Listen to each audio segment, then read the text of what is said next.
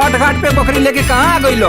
अरे पागल उगल नानू बाड़ो, यहाँ छठी मैया के पूजा होता, लेके जा बकरी। घेर भाग।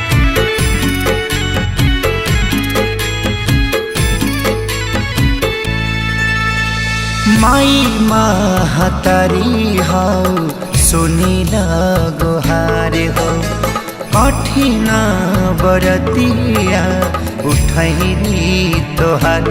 जग तोहे जानेला ममता के बहानेला, करी कर जोरे छठी मैया घाटे सिरवा नवाए, घाटे सिरवा नवाए।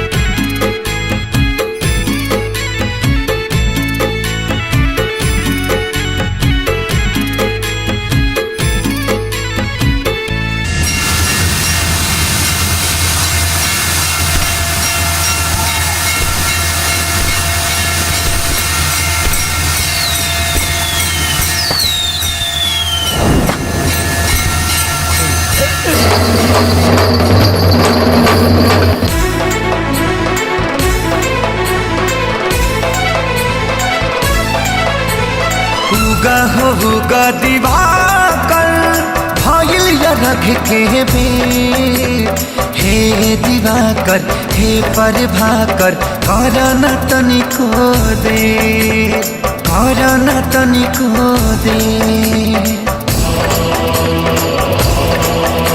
नयन तनिका खोला, मुहवा से कुछ बोला, मन होता डमाडोल।